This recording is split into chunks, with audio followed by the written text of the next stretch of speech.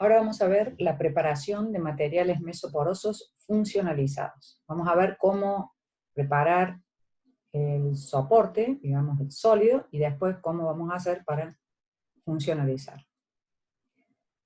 Vamos a elegir algunos de los materiales mesoporosos conocidos, como por ejemplo la SBA16. La SBA16 es puramente silicio. Antes hablábamos que las zeolitas son aluminosilicatos, es decir, que tienen aluminio, silicio y oxígeno. En este caso, estos materiales mesoporosos, como es el caso de la SBA16, solamente tienen silicio y oxígeno. Su simetría es IM3M si hablamos de cristalografía, y era la simetría en la cual teníamos esas pseudoesferas conectadas entre sí. La estructura mesoporosa es tridimensional, consiste en largas cavidades esféricas ordenadas en un arreglo cúbico, centrado en el cuerpo y conectado a través de pequeñas aberturas mesoporosas a lo largo de las direcciones 1, 1, 1. Esto tiene que ver con cristalografía, es decir que vamos a necesitar hacer un XRD para poder ver ese ordenamiento de los poros. Recuerden que al ser materiales amorfos, el único ordenamiento que vamos a ver es el de los poros. 1, 1, 1 es una de las caras. Digamos, si nosotros impactamos el haz del rayos X por esa cara, vamos a ver el ordenamiento de los poros. Esta conexión tridimensional de los canales provee una cinética de transferencia de masa más favorable que el sistema de poros unidireccional de otras fases mesoporosas. Es decir, que aquí las moléculas podrían entrar tienen distintas entradas, entonces la cuestión de la difusión va a ser totalmente distinta que la difusión de los canales unidimensionales. Este es un esquema de cómo se sintetiza un material mesoporoso de tipo SBA16. Vamos a prepararla primero de forma silicia y después la vamos a modificar con aluminio.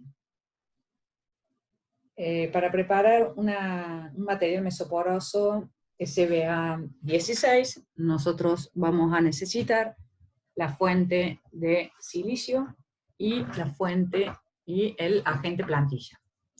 El agente plantilla para preparar un material mesoporoso de tipo SBA16 es un polímero que se llama Pluronic F127.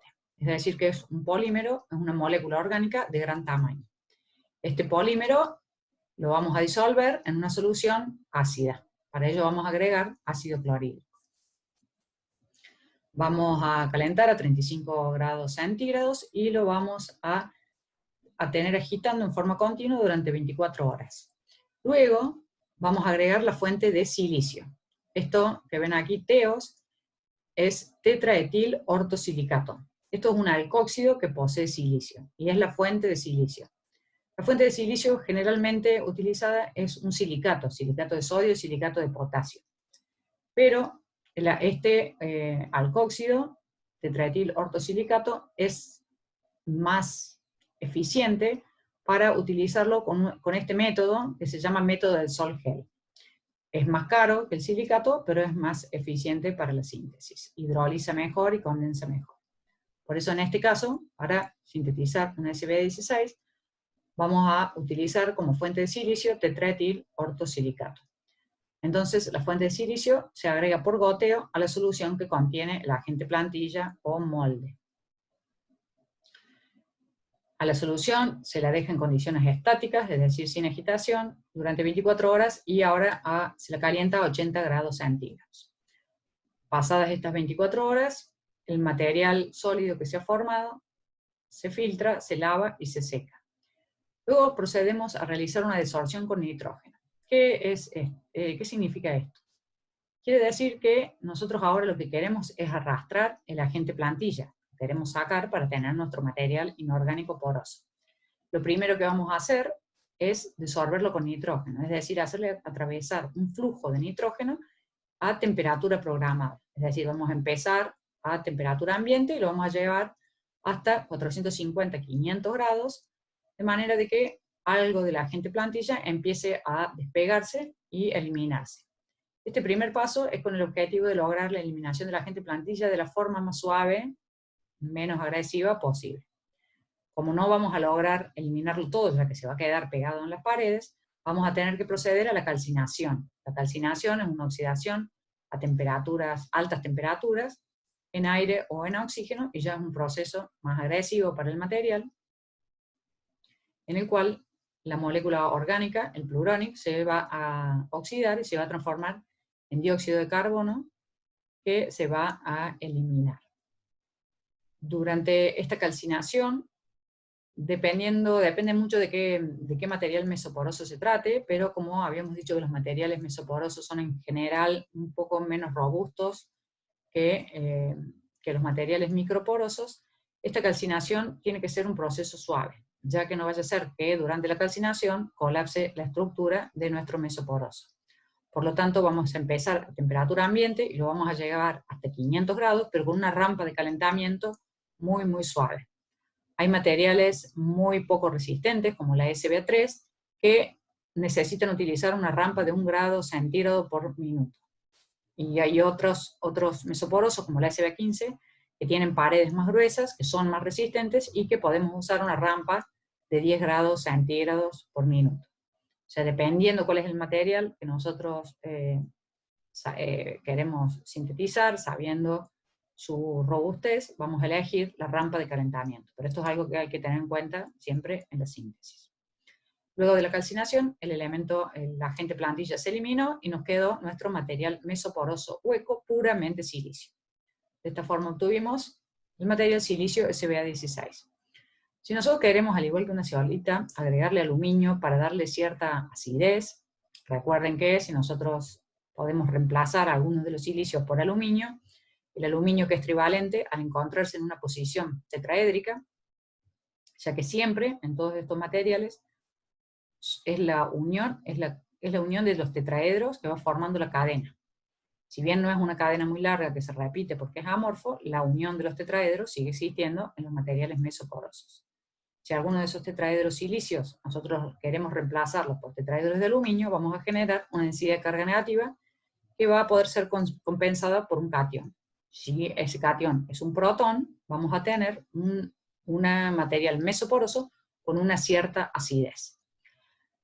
Entonces vamos a modificar el material puramente silicio con aluminio.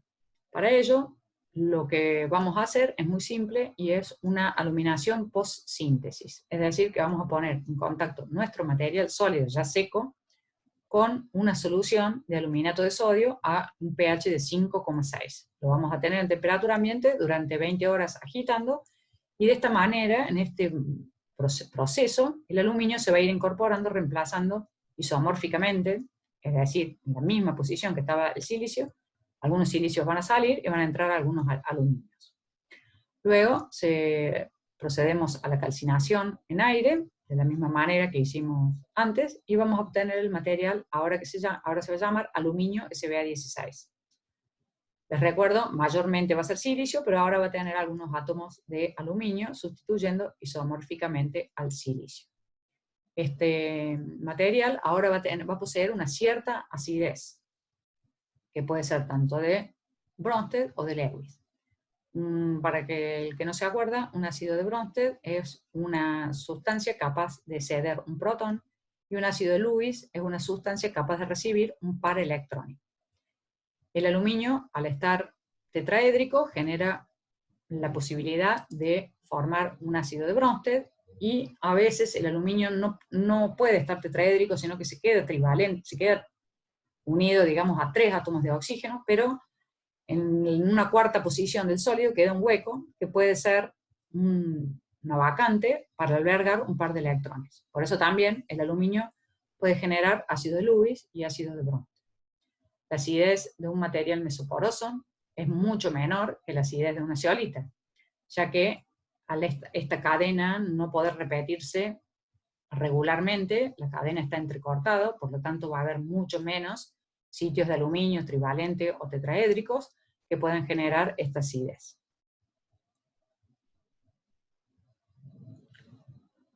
Una vez que nosotros sintetizamos o preparamos el sólido mesoporoso, por ejemplo la SBA16, ese sólido mesoporoso va a ser el soporte, porque ahora nosotros lo vamos a funcionalizar.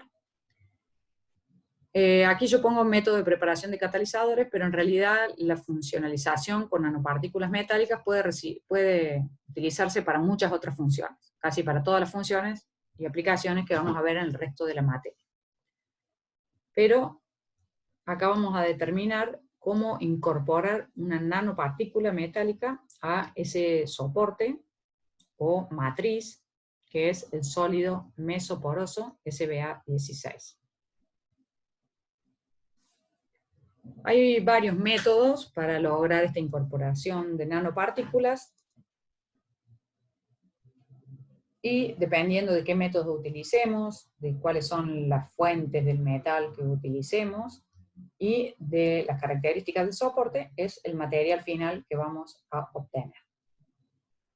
Entonces, para preparar un material soportado o un catalizador soportado, nosotros lo primero que vamos a hacer, vamos a elegir el soporte y luego vamos a elegir el metal que queramos incorporar. Por ejemplo, si queremos incorporar platino, vamos a elegir cuál es el precursor de platino.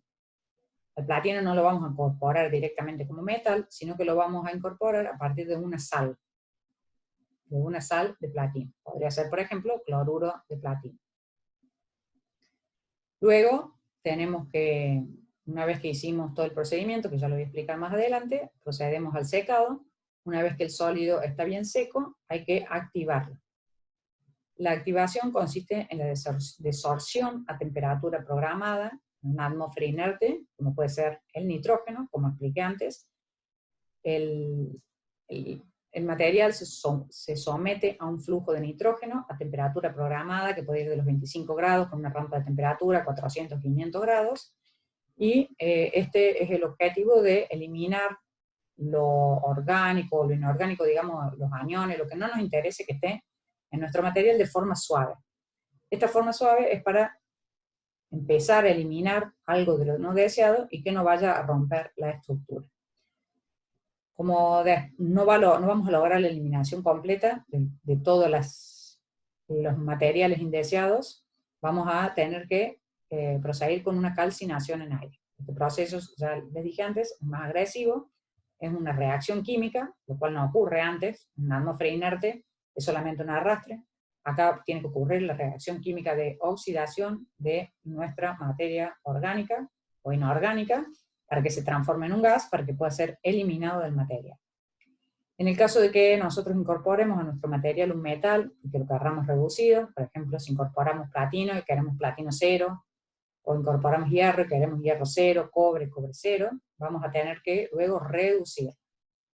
La reducción se puede realizar en flujo de hidrógeno o de monóxido de carbono. Siempre es más aconsejable usar hidrógeno, que es un poco menos peligroso que el monóxido de carbono, pero ambos gases son muy buenos reductores. También se realiza de forma similar, se hace atravesar el sólido por un flujo de hidrógeno o de monóxido de carbono a temperatura programada. De esta manera tendríamos el catalizador o el material metal soportado activo para la utilización que queramos darle.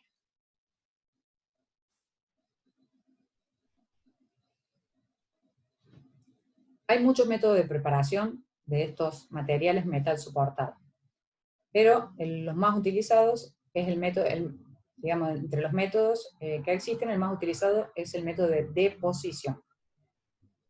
En este método se parte de soluciones de la sal a incorporar.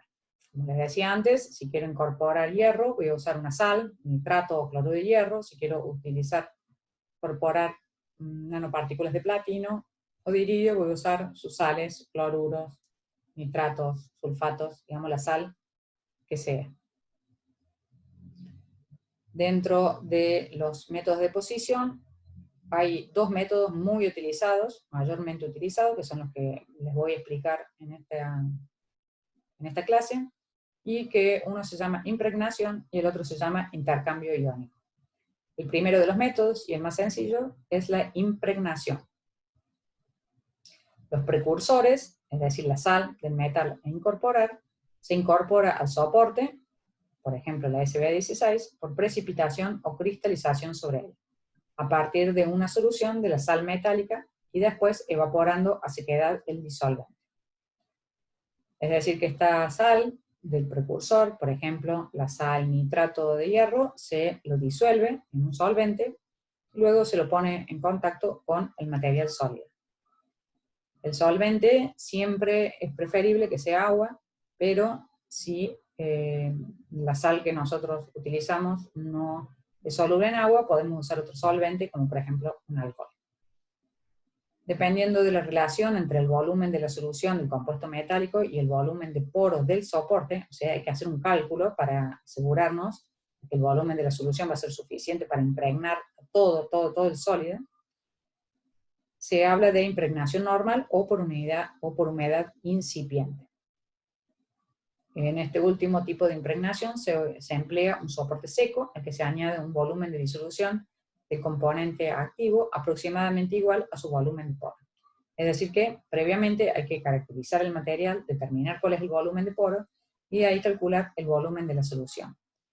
Se llama impregnación incipiente porque la cantidad de solvente que hay que utilizar siempre tiene que ser la mínima, de manera que el sólido quede en contacto con la solución, es decir, que quede húmedo, pero no que quede en una solución nadando, digamos, en este tipo de solución. La cantidad de sal del metal que vamos a utilizar se calcula en función de la cantidad de metal que queramos incorporar. Por ejemplo, si nosotros tenemos 1 gramo de SB16 y queremos incorporar 1% de hierro, tenemos que calcular cuánto es el 1%, tenemos que hacer una regla de 3, determinando cuánto hierro hay en la sal, para saber cuánta sal tenemos que pesar para obtener esa cantidad de hierro y que me dé en un 1% del material. Es decir, que para obtener un material con un 1% hay que pesar la cantidad de soporte, hay que pesar la cantidad de sal, hacer una regla de 3 y calcular el porcentaje deseado. Lo que vamos a obtener después, no podemos estar seguros que fue exactamente lo que uno calculó, pero para determinar con exactitud la cantidad o el porcentaje de metal que ingresó en el soporte, vamos a tener que utilizar distintas técnicas de caracterización, que ya vamos a ver más adelante. Luego de la impregnación, ya sea normal o por humedad incipiente, hay que eliminar el solvente. Este es un ejemplo, otro ejemplo. Por ejemplo, impregnar un mesoporoso MCM41 con paladio. Para eso, las sales que están disponibles en el mercado y que son eficientes para este tipo de procesos es el nitrato o el cloruro de paladio.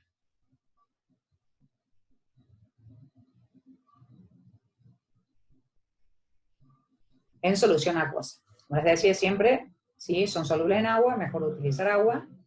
Si no, hay que utilizar algún alcohol o algún otro solvente.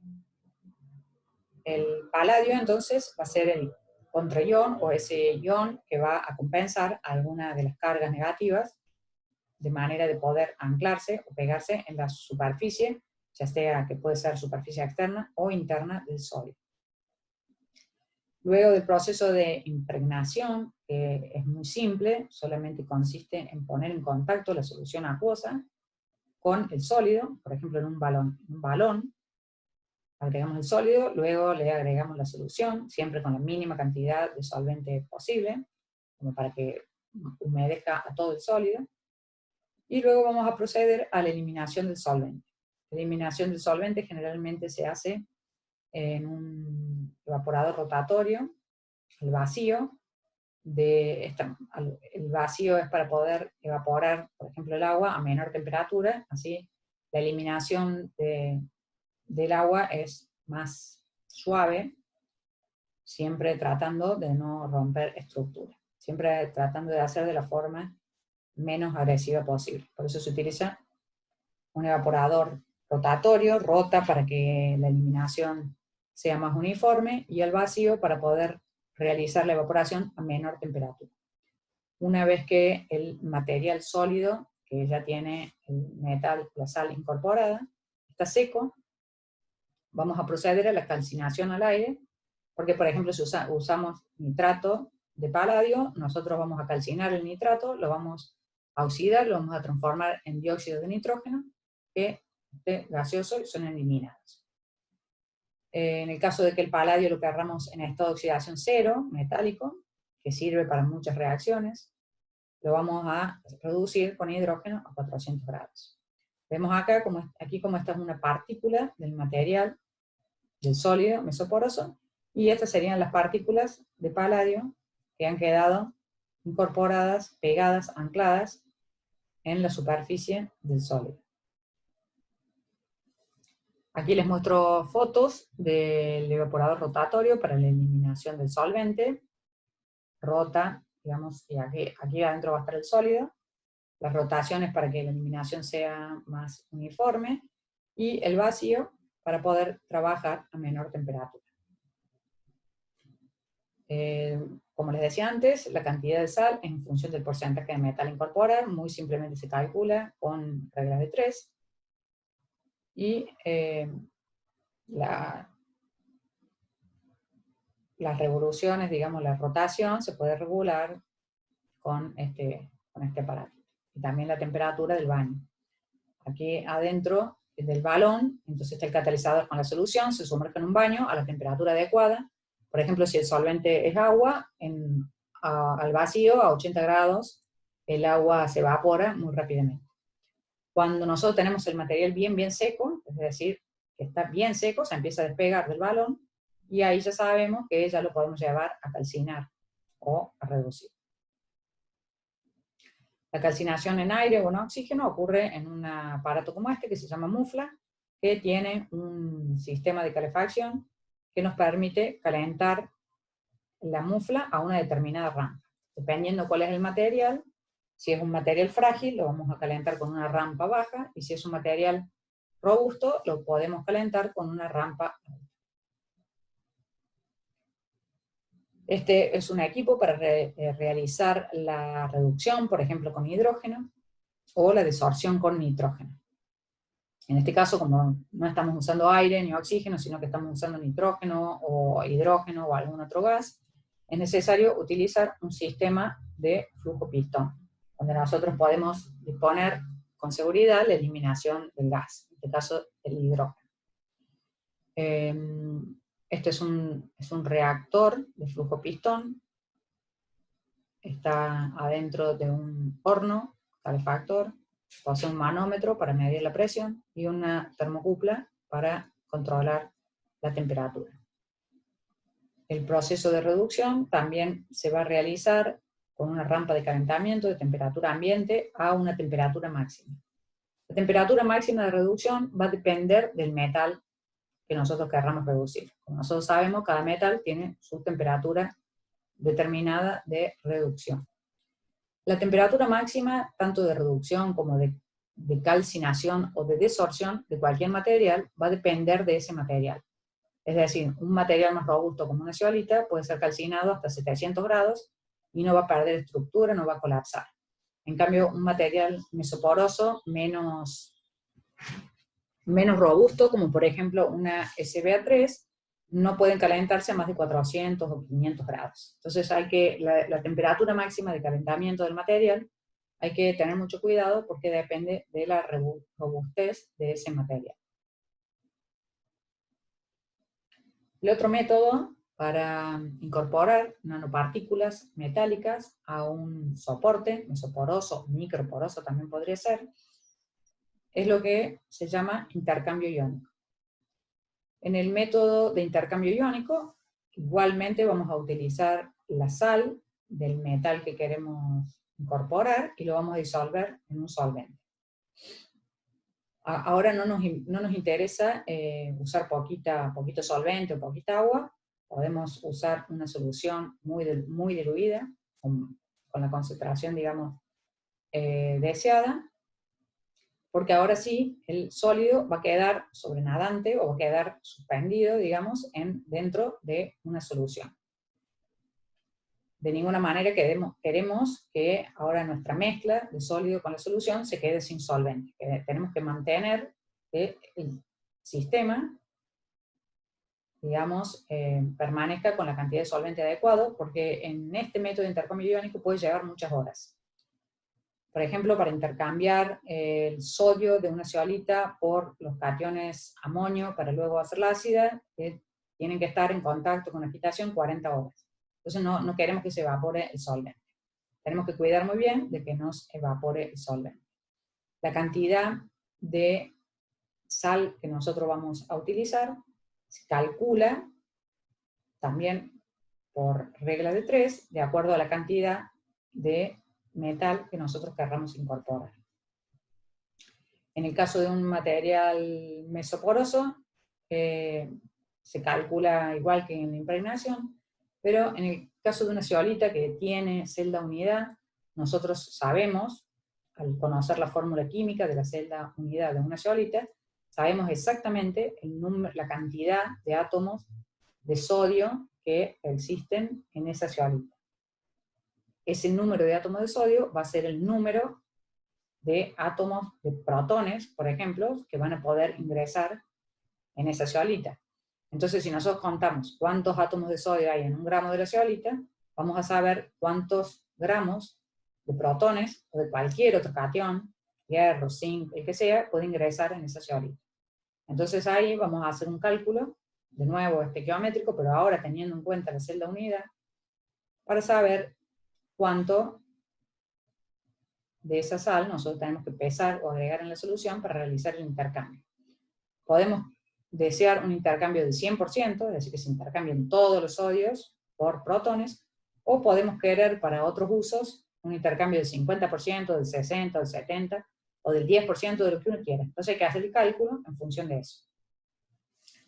Una vez que este intercambio iónico se realiza a una determinada temperatura y un determinado tiempo. Eso va a depender de cada metal. Por ejemplo, si nosotros queremos intercambiar hierro en una zeolita ZSM11, vamos a elegir una sal de ese hierro, lo más barata que se consigue, es el nitrato o el sulfato de hierro. Podemos elegir sulfato ferroso, sulfato férrico, nitrato ferroso, nitrato férrico, si nosotros queremos incorporar hierro más 2 o hierro más 3. Siempre en solución acuosa, los nitratos, sulfatos se disuelven bien en agua.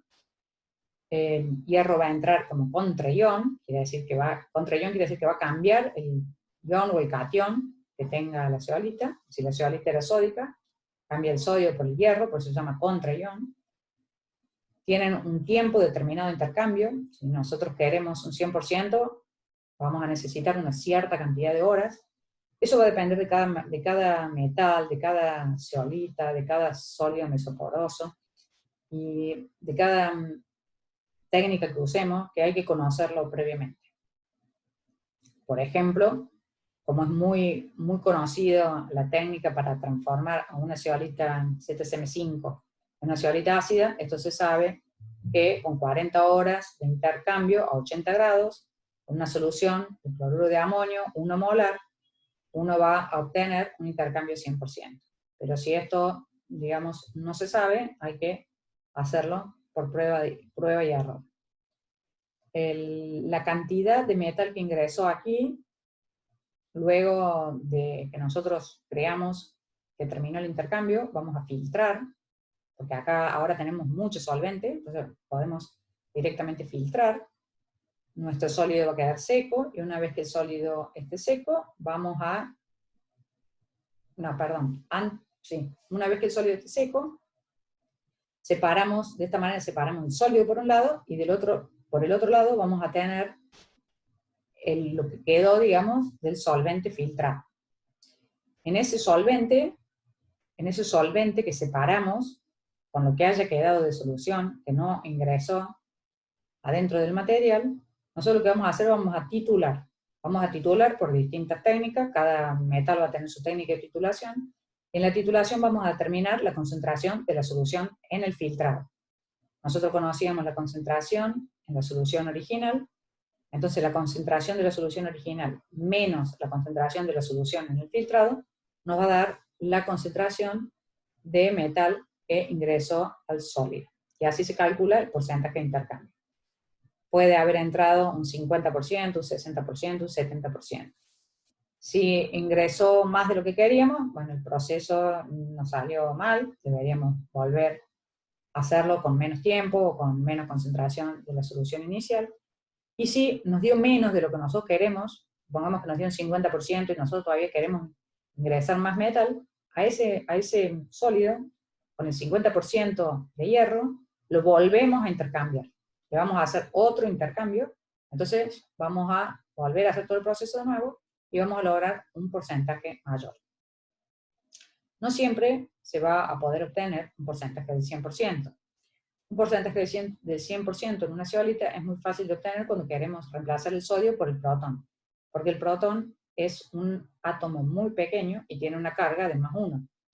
En cambio, cuando nosotros queremos intercambiar el sodio por ejemplo, hierro, que puede tener carga +2 o +3, y es un catión más grande, vamos a presentar ciertos inconvenientes. Y de esta manera no vamos a poder lograr un 100% de intercambio.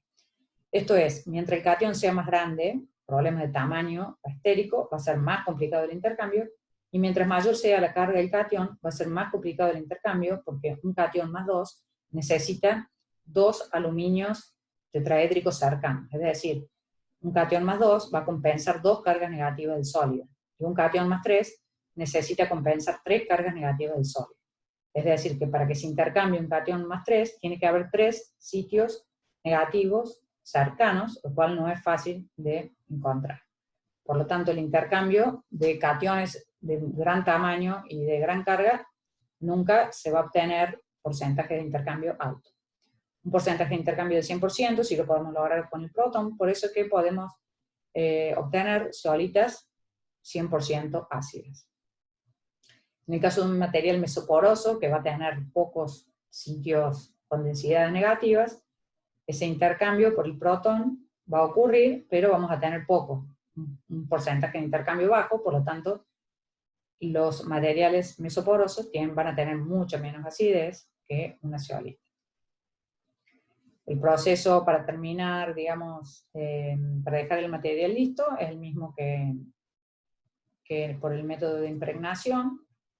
Una vez que el material se elimina el solvente por filtrado, luego se seca en una estufa, luego se puede sorber con nitrógeno, luego calcinar por aire, y si hace falta, esto es solo si hace falta, porque nosotros podemos querer tener, por ejemplo, el hierro en estado +2 o +3, entonces no lo vamos a reducir, pero si quisiéramos el hierro en estado de oxidación 0, sí lo vamos a reducir con hidrógeno.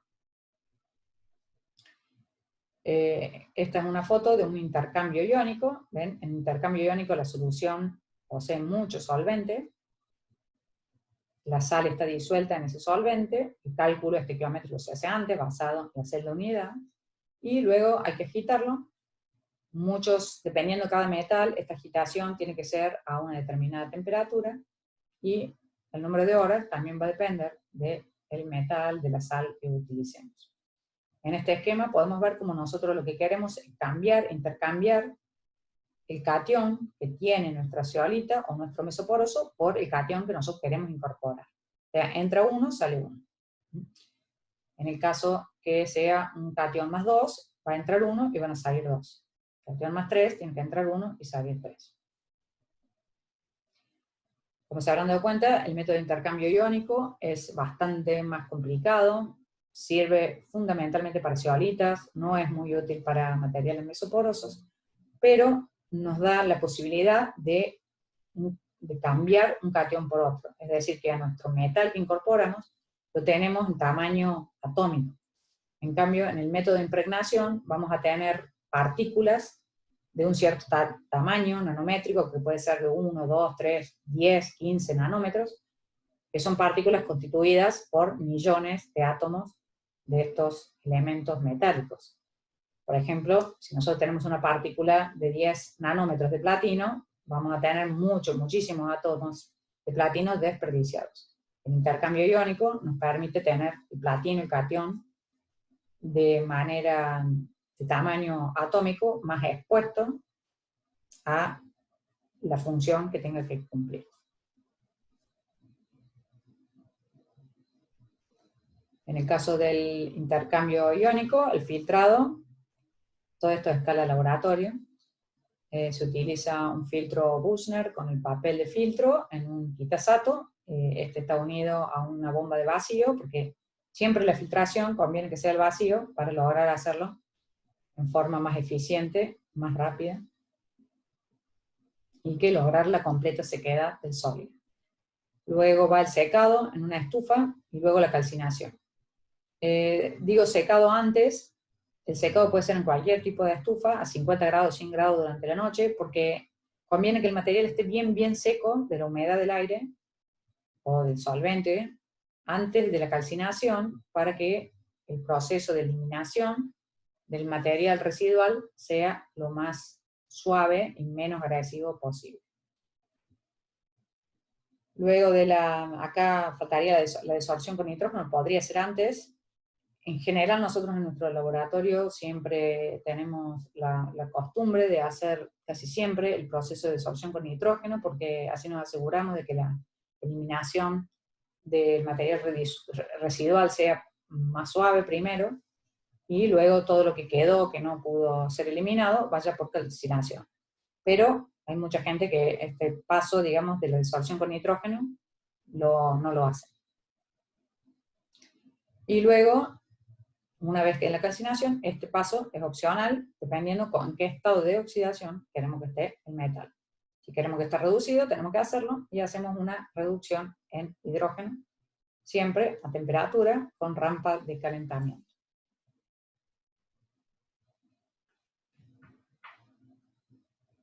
Aquí vamos a ver un ejemplo de incorporación de partículas, de nanopartículas metálicas en una SBA16, en el aluminio SBA16, que les mostré antes cómo se sintetizaba.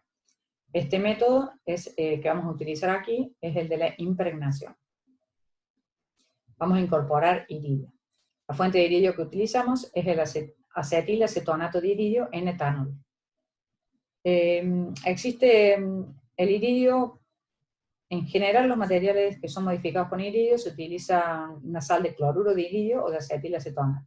Pero el cloro no es bueno que esté, siempre algo de material residual queda en el sólido, y el cloro residual que pueda quedar en el sólido puede catalizar o afectar a muchas reacciones químicas, por lo tanto, no es muy aconsejado el uso de los cloruros. En este caso, el acetilacetonato, que es una sal orgánica, nos va a facilitar la eliminación de todo este anión orgánico del material. Lamentablemente, el acetilacetonato no se disuelve en agua, por lo tanto hay que usar un alcohol para disolverlo, y en este caso elegimos el etano. La técnica que utilizamos es la técnica de impregnación incipiente, y la proporción de iridio en todas las muestras fue del 1% en peso. Cuando hablamos de metales nobles, vamos a utilizar siempre porcentajes muy bajos, entre el 0,5, el 1, hasta el 2%, porque ya sabemos que son muy caros, y utilizar porcentajes muy grandes encarece mucho el material y muchas veces no justifica su uso. En este caso nosotros necesitamos, para lo que lo vamos a utilizar, necesitamos que el iridio esté en estado metálico, es decir, iridio 0, en su estado reducido. Por eso, luego de la impregnación, de la disorción con nitrógeno y de la calcinación, vamos a proceder a la reducción con hidrógeno.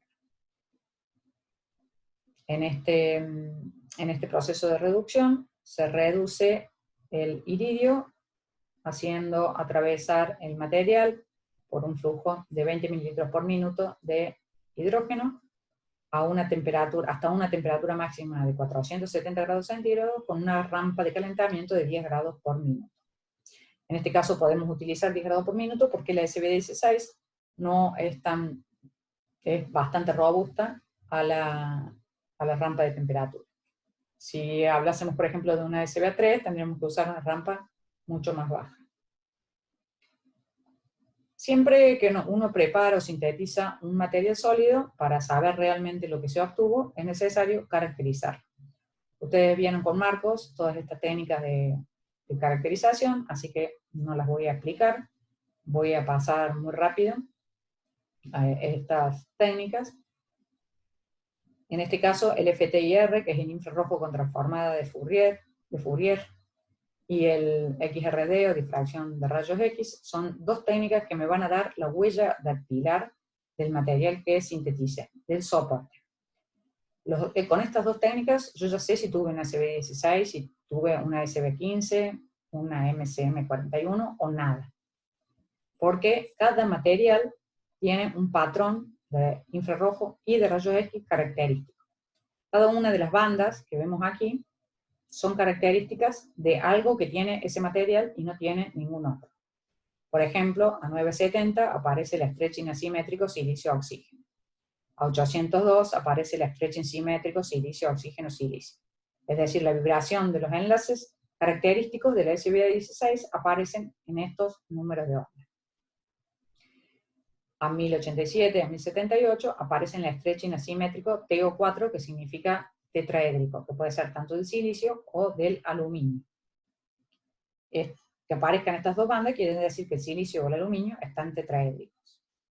Esto es bueno porque se ha formado la cadena de los tetraedros del material, con lo cual este espectro es característico del SB16. Si nosotros obtenemos algo así, nosotros podemos decir, bueno, nuestro material, nuestra estructura del material es correcta. Lo otro que hay que hacer es un XRD. Sabemos que el XRD es la primera técnica, lo más básico, para poder determinar de qué sólido se trata. El XRD sirve para determinar estructuras cristalinas en sólidos. Cuando una estructura es cristalina, los patrones de XRD son muchos picos muy agudos. Eso significa, mientras más picos hay y más agudos sean, significa que el sólido es muy cristalino. Y la relación entre esos picos y el lugar donde aparecen, o sea, en qué ángulo de 2 θ aparece cada uno de los picos, me va a dar un patrón característico de un sólido en particular. En este caso no vemos muchos picos, no vemos picos agudos, ni muchos, porque nuestro material es amorfo. Sabemos, lo dije muchas veces, los materiales mesoporosos son amorfos, entonces no vemos esos picos agudos y en gran cantidad. Cuando hay pocos picos y los picos son anchos, el material es amorfo. En este caso nosotros vemos para todos los materiales, aquí hay varias SBA, la que tiene aluminio, la que no tiene aluminio, la que tiene iridio, la que no tiene iridio, y todos tienen un solo pico. Entonces, en un patrón de XRD, para nosotros determinar que obtuvimos un material mesoporoso amorfo, para saber si es la SBA16, tenemos que saber a qué valor de 2 θ sale el único pico que sale. Si ese pico está, por ejemplo, es a 0,8 para el SB15, un poquito menos para el SBA16, pero están siempre por ahí, entre 1 y... El de la SB15 0,8 es un poco más alto el de la SBA16, que es más o menos 1,2, es el valor de 2 θ característico de la SBA16. Si me apareciera mucho más corto para acá o para acá, no habría logrado la estructura que quería, sino a lo mejor otra o ninguna. Entonces, el patrón de rayos X, que me aparece un solo pico, y a veces, si la estructura es muy, muy, muy ordenada, pueden aparecer 2 picos, el de 110, el de 200 y el de 211, a valores de 2 θ un poco más grandes, que me indican el ordenamiento estructural de los poros. Es decir, el único pico que aparece en un material mesoporoso en el XRD bien definido es el pico que me indica el ordenamiento regular de los poros. Es decir, que cuando un material mesoporoso es atravesado por un haz de rayos X, lo único ordenado que ve son los poros. Es decir, ve un cilindro a la misma distancia que el otro, y el otro, y el otro, y el otro, y el otro. Y eso, todas esas señales se van sumando para dar un pico, que se llama el pico de bajo ángulo característico de un material mesoporoso. Exactamente a qué valor de 2 θ sale, me va a decir si es un SB15, un SB3, un SB1, un SB7, un MCM41. Cuando el material es muy, muy, muy ordenado, aparecen 2 picos más, que corresponden a otros valores de 2 θ y a otras caras de ese material sólido mesoporoso.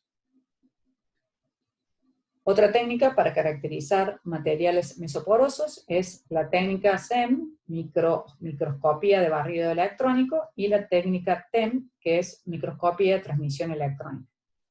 Esta técnica, la TEM, es mucho más potente que la SEM. La SEM nos permite ver la morfología de los cristales de un material. Acá vemos del orden de los micrómetros. Si ustedes pueden ver 10 micrómetros, este es el cursor. Si el tamaño de este cursor son 10 micrómetros, nosotros podemos usar esta regla y determinar cuál es el tamaño de los cristales de este material SBA16. La forma la podemos ver a simple vista, con esferas, y esta forma y este tamaño es característico de la SBA16.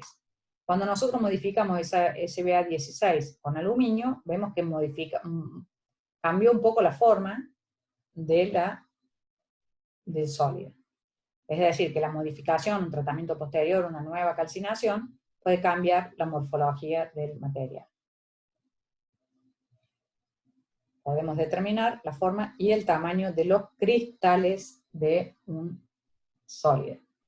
Un cristal es la mínima forma estructural o la mínima estructura en sólido. Una partícula puede estar formada por muchos, miles, millones de cristales. Es decir, que nosotros a simple vista podríamos ver una partícula que puede tener milímetros, pero no podemos ver un cristal. Para poder ver los cristales, por ejemplo, en esta partícula, existe esta cierta cantidad de cristales que solamente se pueden ver y determinar con la microscopía de barrido electrónico SEM. Con esta otra microscopía, mucho más potente, ya podemos ir a ver del orden de los nanómetros, 10 a la menos 9 átomos. Y acá vamos a ver la misma, la SBA16, pero ahora vamos a poder ver los canales. Nosotros vemos acá todas estas rayitas, unas más oscuras que otras, donde vemos unas son las paredes y las otras son los huecos. En este caso vemos que son los canales longitudinales de la SBA16. Es decir, en este plano vemos los canales longitudinales de la SBA16. Si nosotros nos acercamos, acá estamos, el cursor, no sé, son 50 nanómetros, estamos viendo 50 nanómetros. Si nosotros con este tamaño de este cursor, lo podemos colocar acá como regla y podemos determinar el tamaño de los poros y de la pared. Generalmente los poros tienen 7, 8 nanómetros, las paredes pueden tener entre 2, 4 y 5 nanómetros. Es decir, con esta reglita se hace el cálculo y se determina con la foto el tamaño de los poros y de las paredes. Si nosotros nos acercamos más, por ejemplo en este material que le incorporamos iridio, o en el aluminio SB16, que le incorporamos iridio, los metales nobles hacen muy buen contraste con los sólidos en el TEM, la microscopía de transmisión electrónica, y todos estos puntos negros que se ven son las nanopartículas de iridio. Vemos que en los dos materiales que tienen iridio, muy claramente se ven las nanopartículas de iridio.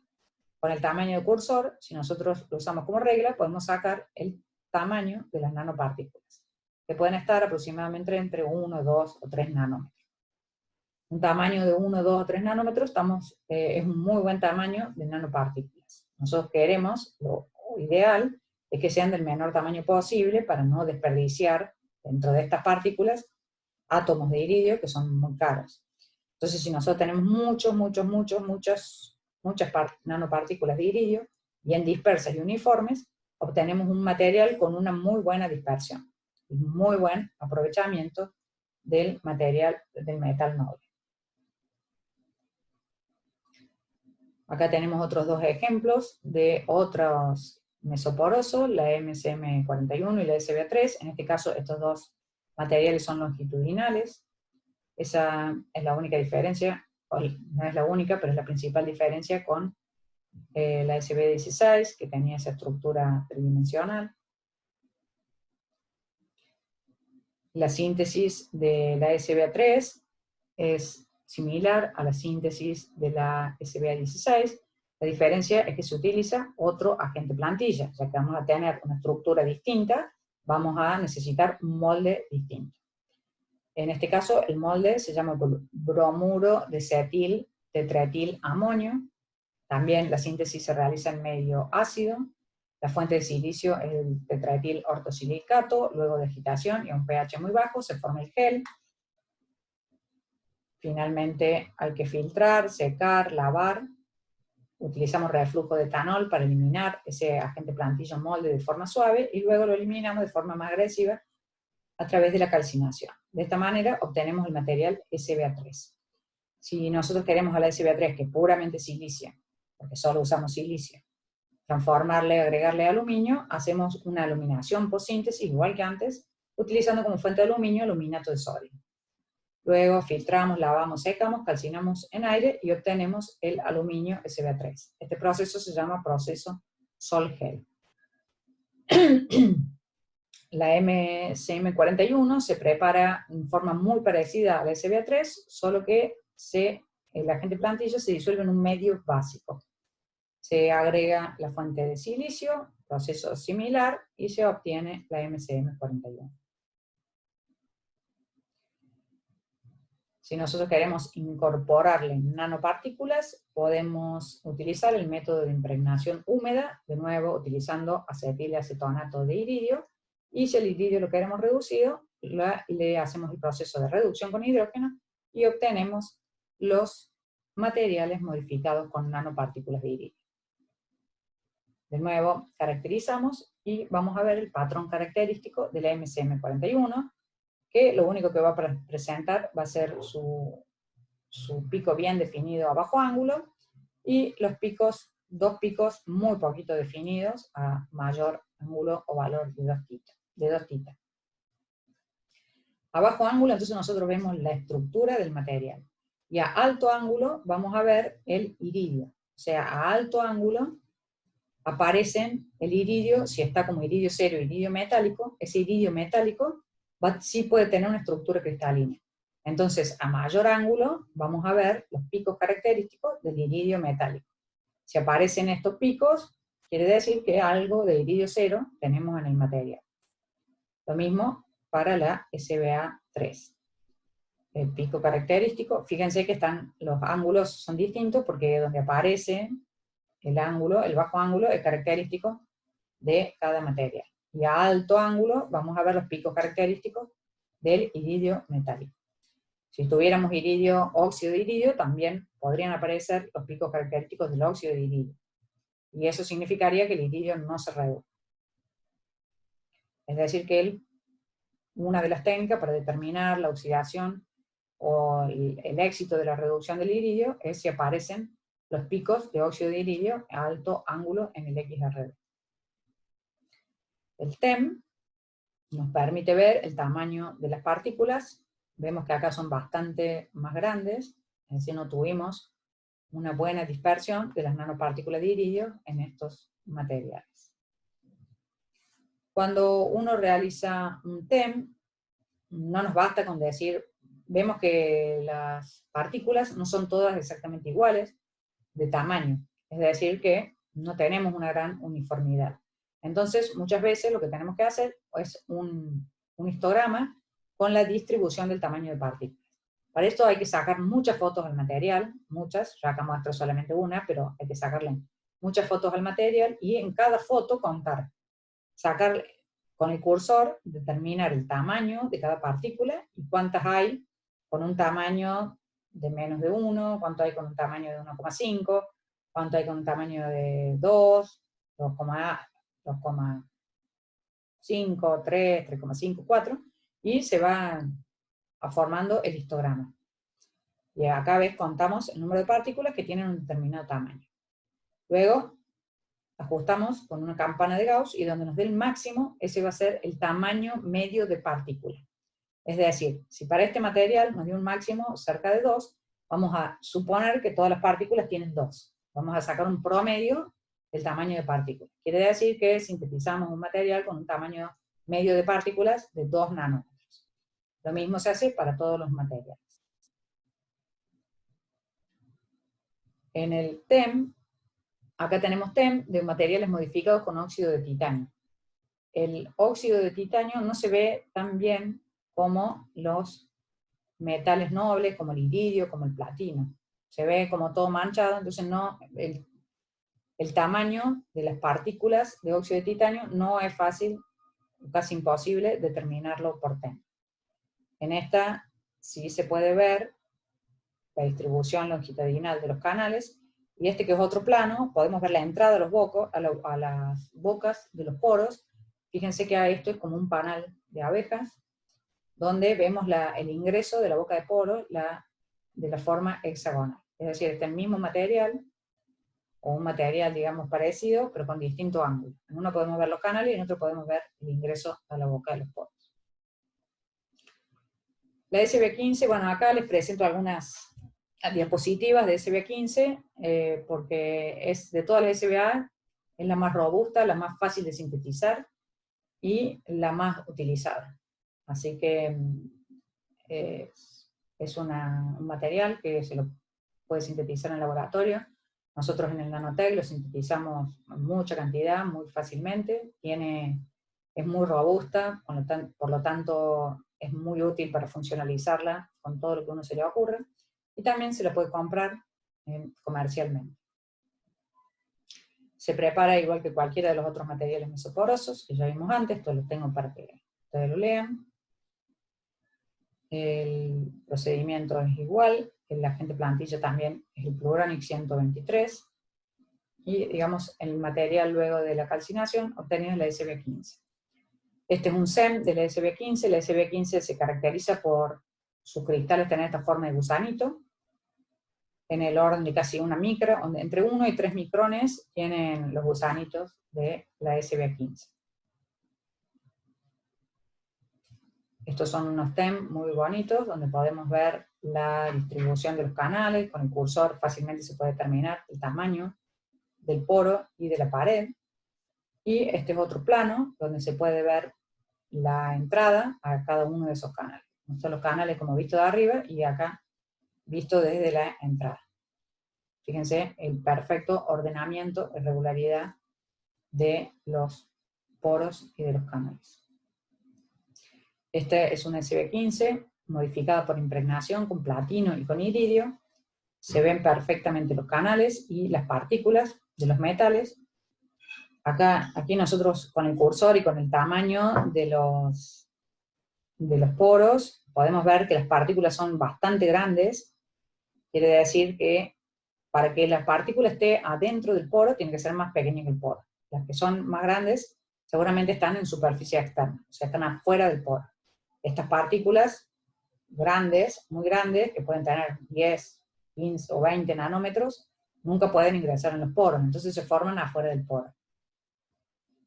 Lo bueno de estos materiales que tienen este tamaño de poro nanométrico, cuando una partícula de metal entra dentro del poro, no puede crecer más que el tamaño del poro. Entonces, las partículas, los poros en sí actúan como un nanoreactor. Es decir, la partícula puede llegar a crecer, pero va a crecer hasta un cierto límite y se va a quedar de pequeño tamaño, de tamaño nanométrico. Las que crecen muy grandes son las que están afuera. Las que quedaron adentro de los poros van a quedar muy, muy pequeñas. En el caso de impregnar dos metales juntos, pues uno puede impregnar uno, puede impregnar después el otro, o puede impregnar los dos juntos. Nosotros aquí tenemos dos posibilidades: que alguna de estas partículas sean platino, otros sean iridio, o que se forme una aleación platino e iridio en cada una de estas partículas. Para saber eso necesitamos otras técnicas distintas que escapan a esta materia. De nuevo hicimos la distribución del tamaño de poro y ven que obtuvimos tamaños de partículas bastante más grandes que los ejemplos que les di antes, de 5 o 6 nanómetros, y esto es porque creemos que se han formado la aleación de las dos partículas y es muy difícil que ambos metales interaccionen, se formen, se depositen en tamaños más pequeños que 5 o 6 nanómetros. Bueno, con esto terminamos la clase de hoy, que fue dividida en dos partes. Esta me quedó bastante larga, pero bueno, espero que hayan llegado hasta acá. Hasta luego.